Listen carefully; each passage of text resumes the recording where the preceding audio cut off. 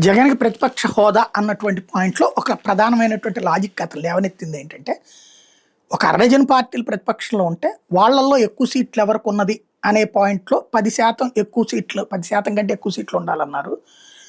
ఎవరూ లేనప్పుడు ప్రతిపక్షం, ఒక్కళ్ళే గెలిచినప్పుడు వాళ్ళకి తక్కువ సీట్లు వచ్చినటువంటి అని ప్రతిపక్షం లేకుండా ఎట్లా అన్నటువంటి పాయింట్ రైజ్ చేసుకొచ్చారు. అది నిజమా? కాదా?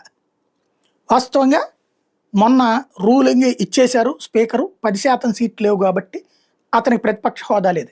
దాన్ని ఇప్పుడు సవాల్ చేసిన నేపథ్యంలో న్యాయస్థానం లీగల్ నోటీసులు ఇచ్చింది. స్పీకర్కి కాకుండా స్పీకర్ కార్యదర్శికి ఇచ్చింది. దాంతోనే కేసు పక్కకి వెళ్ళిపోయింది.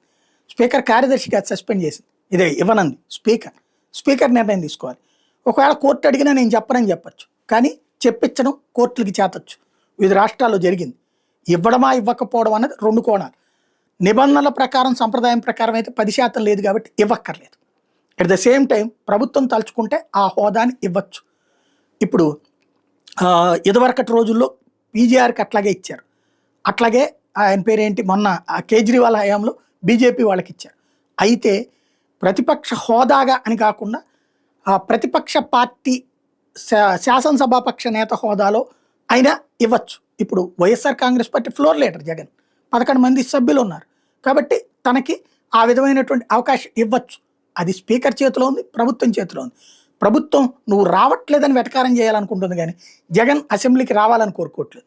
జగన్ అసెంబ్లీకి వస్తే రెండో వెర్షన్ బిగిన్ అవుతుంది. రెండో వెర్షన్ బిగిన్ అయితే ఏకపక్షంగా తాము చెప్పేది చెప్పుకోవడం కుదరదు. అది ఇక్కడ గొడవ.